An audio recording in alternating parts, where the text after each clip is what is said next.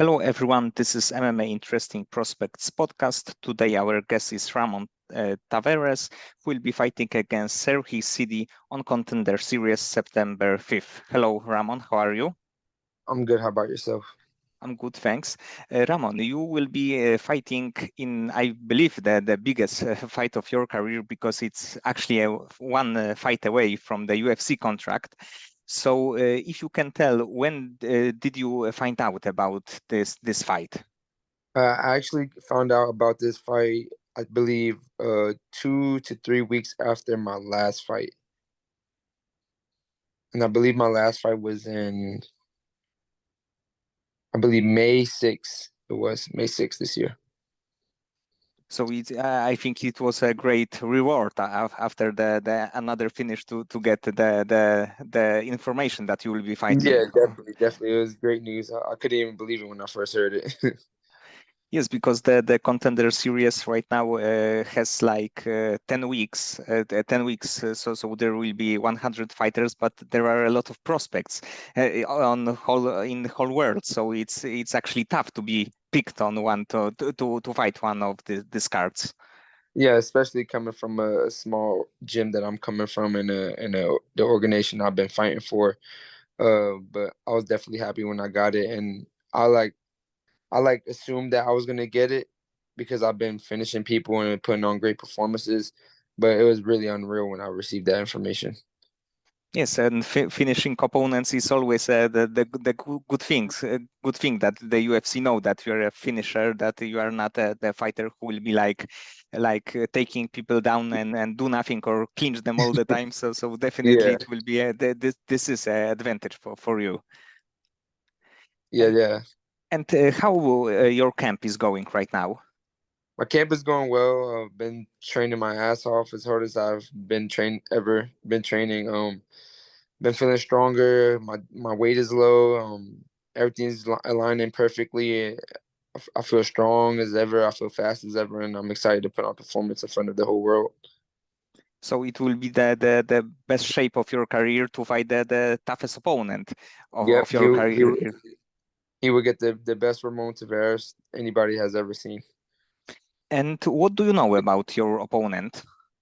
I know he's 9-1. I know he trains out of a gym in Canada. He's a longer body for the 35 division. He likes to strike, so two strikers match up. It should be fireworks. I'm excited to show the world that I'm the better opponent. I'm excited to show them that I'm the truth, and I get to show it on the biggest platform in the world to earn my contract. And does he impress you in any area of his game? No, he doesn't impress me at all. I'm the smallest guy in my gym, so I see long people all the time. I don't see anything that he brings to the table other than his size and his length. But I've seen it a million times, and I'm definitely gonna capitalize on all of his mistakes that he will make. And he also is a champion of one of the Canadian promotions. So I think that it's also will be interesting thing to see a champion against champion fight. Yeah, definitely. He is a champion in his promotion. I'm not sleeping on him. He's obviously earned his way to a contract. To earn a contract, he definitely earned his ways to his belts. He won champion versus champion. We're gonna see who's the better champion, and we're gonna see who's gonna earn that contract. And right now there were two episodes of Contender Series this year, and there were 10 contracts. So actually almost every performance was great. So I think that there will be a chance that many contracts will be given away still. Yeah. I'm definitely thinking that a bunch of contracts will be given away. I just want to make sure I do my part on my end and stand out from everybody who earned their contract. So I want to make my stamp in the UFC and let Dana White know that he has a superstar in his hands. And what is your prediction in this fight? Do you imagine to finish your opponent, or you let's say imagine that you will finish him, but you are still prepared to fight for 15 hard minutes? Yeah. I'm definitely every time I train and get prepared for a fight, I'm training for a war. I'm training for the hardest fight of my life. I'm training for more than 15 minutes. So that's exactly what I train for, and I'm very much prepared for that. But I do see a finish coming. I don't know how it's gonna come because I just go in there looking for any finish, and I could get it done on the ground. I could get it done standing, but I'm just gonna take what he gives me and capitalize on it. Yes, and you are like true finisher because you are not afraid to stand and strike with anyone, but you are also great on the ground. You are like looking for the finish also there. Your opponent should know that you are you are a dangerous man in like any area. Yeah, I'm dangerous in every area. I'm comfortable standing up. I'm comfortable on the ground. I'm comfortable being on my back. So there's no. I'm very comfortable in the cage. I don't see no danger in anything. So, but and he knows that. He knows I'm a good finisher and I can finish all in every aspect of the game. And in this year, you fought against Charles Bennett, who is kind of maybe not legend in MMA, but he's a known personality. He's also a veteran with a lot of fights, who had a lot of fights. So, if you can tell me, what do you felt when you faced him, and was it a cool thing to add him to your resume? Yeah. I've gotten a picture with Charles Bennett back in I believe in like 2017 or 18 when I was just starting up my amateur career. I never imagined that I will face Charles, but it was definitely a good time and a good lead up to the fight. He is a legend in my eyes. He fought some of the greats that was even in the UFC. He's well known in the MMA community. So basically, in my eyes, when I was facing him, I was fighting one of my inspirations and somebody I consider a legend to the sport. So it was a lot of emotions going into that fight because in my like I'm looking at him, I put him on this high pedestal, but I already knew that I was going to be the better man that night. I'm well rounded and I was very confident in myself, but it was very exciting. He made it fun. At the weigh-ins, he made it exciting, making it all funny. We actually went viral off my video because of him. But when I went in there, I got the job done. It made easy work out of him, and but it was cool to have him on my resume. It's a rare thing to fight against Pride veteran. Yeah, yeah, definitely. It's really hard to do right now. Yeah, yeah. He fought all over the world. He fought some of the greatest fighters in the world, and I was very blessed to share the cage with him. And if we can talk a little bit about your beginnings in the sport, when you start training MMA, and if the MMA was the first combat sport that you ever trained. So I started off boxing when I was 15. I wanted to be a world champion in boxing. Boxing was my sport. Never was even thinking about MMA. As a matter of fact, MMA wasn't even that big around that time when I was 15 years old. So from like 15 to 16, I was boxing. I got sent away to my dad when I was 16 and didn't come back to Florida until I was 20. So when I came back to Florida when I was 20 years old, I went back to the same gym, Bulldog Boxing, that's ran by Matthew Vaughn, my coach.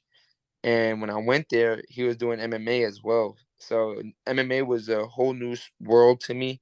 I never, I didn't know nothing about MMA. Um, I still continue to box. I still wanted to be a boxer, but being around all these MMA fighters and going to MMA events, it like intrigued me to wanting to try it, and I gave it a try, and I fell in love with it ever since. So I kept doing MMA and stopped boxing, and that's how I ended up doing mixed martial arts. And right now, do you still training in the Bulldog Boxing? Yeah, I currently train out of Bulldog Boxing here in Jacksonville. And because I believe this is one of the let's say small gyms, Yeah, smaller. it's a smaller gym. We probably got a handful of people on hand, but those handful of people are very good fighters. So yeah, but Bulldog Boxing is where it's at, man. He literally built me up from knowing nothing about. Oh, you see me? Yes, yes. Oh, yeah, I got cut off for a little bit. He literally Matthew Vaughn literally taught me everything I've known my whole career.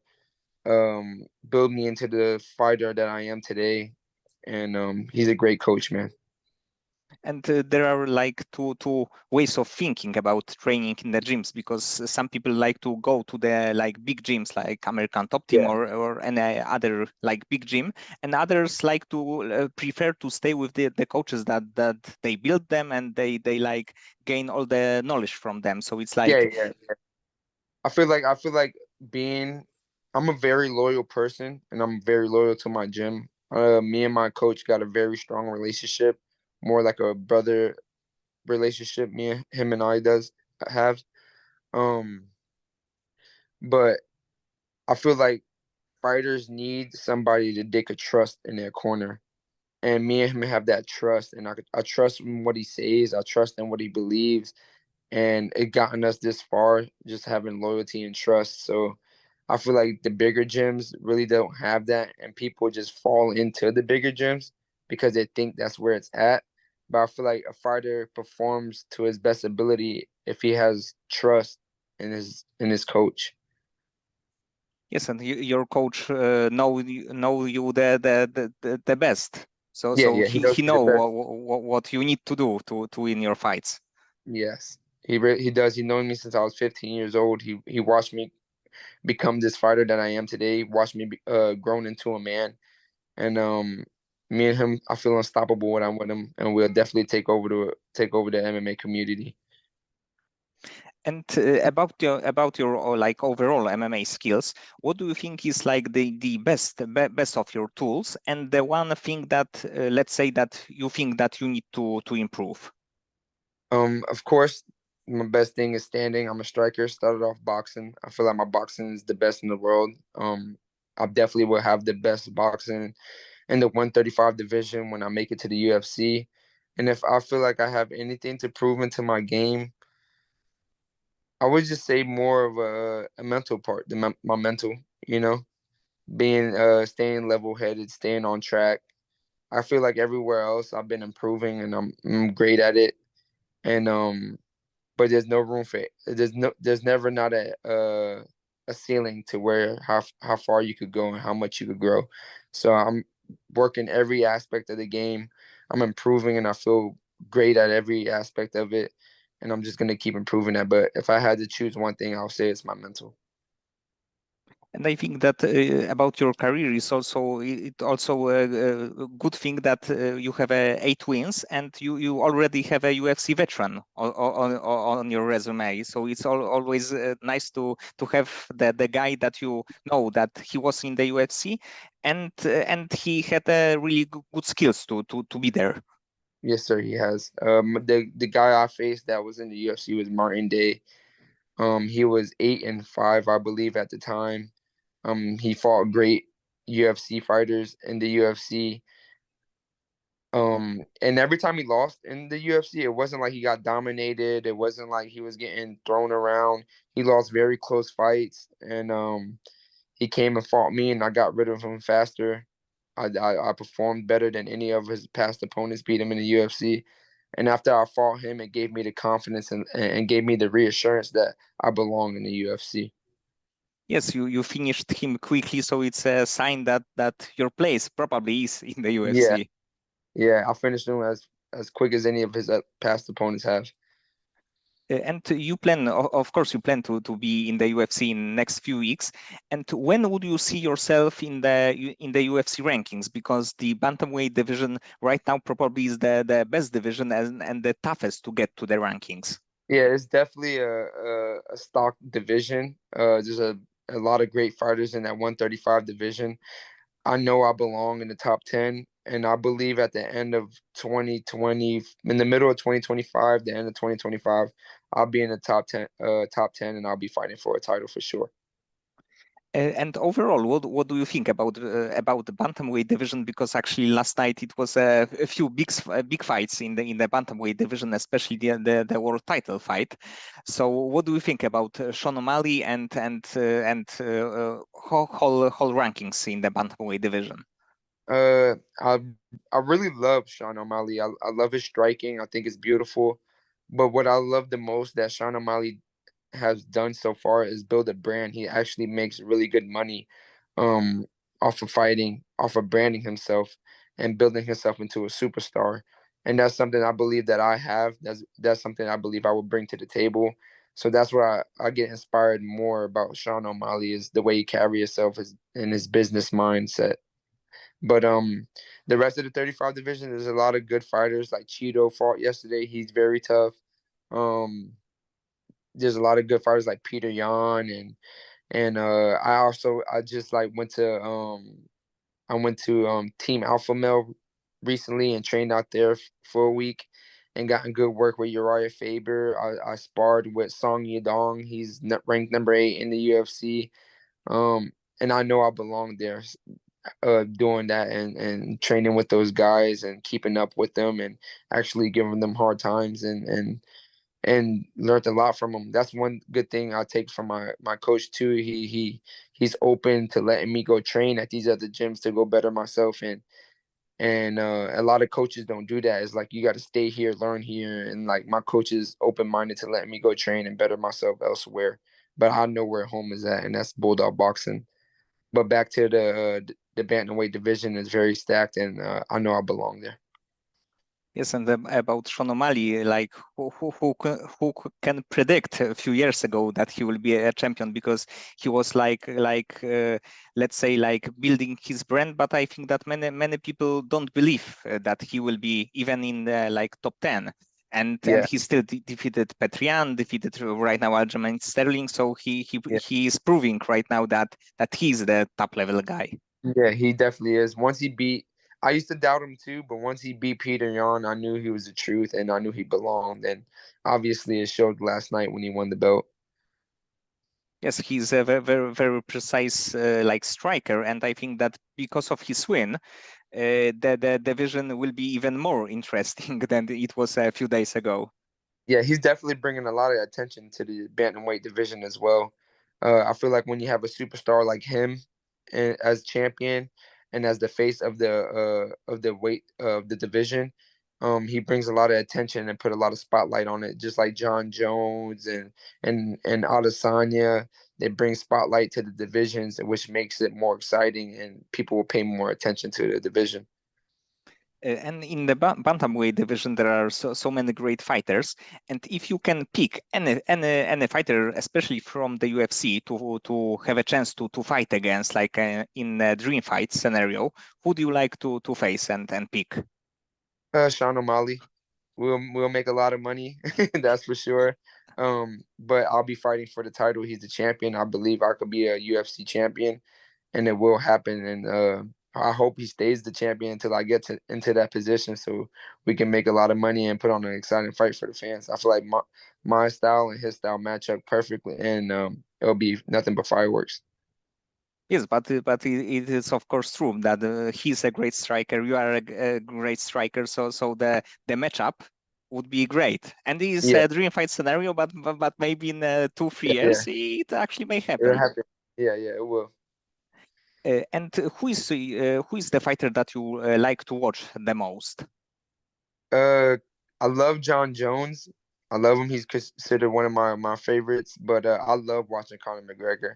He just knows how to entertain, and not only that, he puts on amazing fights. So when you get an amazing fighter that knows how to entertain, is the press conferences, the weigh-ins, the fights, is all of the things that lead up to a fight makes it exciting, you know. And then once you get to the fight, you get the final product and it's a great fight all around. But I love watching Conor McGregor. He's one of my favorites. Yes, Conor McGregor create let's say personal branding in MMA Yeah, because he's such a big star. In one point, he was like close to being as known as UFC, so it yeah, was yeah, something crazy. And then, of course, he also had so many great fights, great finishes, like yep, with the Jose Aldo, which was like yeah. That like was great. yes, Jose I'm Aldo proud. was undefeated for 10 years, and it was 13-second fight. Yeah, that was a great fight from him. I actually watched that fight live, and I couldn't believe my eyes when I seen him do that to him. Yes, but because of this, like I think that many people, many fighters, starting to believe that even if there are like on the regional scene or like just started to fight, they know that they can be a champion, because I think that many fans don't believe in Conor McGregor when he make his promotional debut. Yeah, yeah. And I feel like every fighter has to go through that, especially myself. When I first started fighting, everybody, especially a lot of people in my family, thought I was crazy, doing this. But you got to prove people wrong. You got to turn the non-believers into believers, and that's what I've been doing my whole career, and that's what is going to keep happening throughout my career. Once I get into the UFC, I'm going to make everybody else into believers. I'm going to be myself, and I'm going to build myself into the greatest fighter I know I could become. And when you were like 20, do you believe that you will be in the UFC like truly, or you have some doubts that maybe I will try, but maybe something will happen? Yeah, so when I first started, I really I didn't believe in myself yet when I first started, but my coach believed in me more than anybody ever believed in me before. Even now to this day, he believes I'm a UFC champion. But the reason why I kept doing it was for my kids. I knew I was good at this. Um, I knew I needed something. I needed something to do to provide for my kids, and I felt like this was it. This was the job for me to provide for my family. But I kept winning and I kept improving, and then after my second or third professional fight, that's when I knew I belonged here, and I could actually make this career. And right now you are one fight away, so so it Yeah, means that this would that you are really good in what you are doing. So yeah. and outside of MMA, when you have a like free time after the fight, what do you like to do then? I like to spend time with my family, my friends. I like to spend time with my kids. I like to go on vacations. I'm a very like playful and fun person. I love going out. I love having a good time. Um, but yeah, after my fights, I'm definitely spending a lot of time with my family and friends. And it was a question that what are you doing after the fight, but before the fight, let's say that there are a few hours to the fight. How do you deal with the stress, and how do you like take the stress off your head? I usually like this is gonna be different because I'm not gonna be around my family and my friends. But usually before my fights, I'm usually out there in the crowd, watching the fights before mines, and just enjoying time with my family and friends to keep that off of my mind. But when I'm back there, moments before the fight, I'm staying active. I'm back there warming up, envisioning what's gonna happen in the fight. I feel like if you can envision it, it's gonna happen. So I'm doing that a lot back there, working on my breathing techniques and just building up that confidence to walking out. And obviously, I do it the best, and the way I do it, it always comes out on my favor, and I come out so relaxed and so confident. So, but yeah, I'm back there just envisioning the fight, envisioning the finish, envisioning the win, and envisioning the like any everything afterwards, and that's what I'm doing back there. And when you are in the cage, let's say that announcer is announcing your names, do you feel some nerves, or is it a moment that you know that you will be fighting and there is no stress? No, there's no stress. As soon as I walk through the curtains, or in this fact is going to be the doors, all the nervousness, all the nerves disappear, and this that other person inside of me comes out. That killer comes out. That savage comes out of me. Um, I don't even feel no nerves. I don't feel my heart beat. Like I don't feel none of that. I'm just my eyes on my opponent, and I'm ready to kill. If you go back and watch all my fights, you see me. I'm like hungry in there, but hearing my name get announced, and it's just like let me at him, hurry up, say I'm ready, Sanka, I'm ready, let me in. So it maybe in a few weeks or months you will be hearing Bruce Buffer announcing your name in the UFC. Yeah, yeah, I'm excited to hear that. So Ramon, many thanks for this conversation. The fight with CD will be, I think, the great one. Even on the paper, it looks like the fight that may stall the show. So I think that there is a big chance that Dana will give the contract. And good luck to you in this Thank fight. you, thank you. I really appreciate it. I'm excited to put on a performance in front for you and all the viewers that's going to be watching. I you finding me for this interview obviously lets me know that I'm one to keep an eye out on. I'm going to show the world. I'm going to show Dana White that I am who I say I am. I'm going to earn a contract, and then a few years from now, I will be a UFC champion. Okay, so good luck. Thank you so much. Have a good day. Have a good day.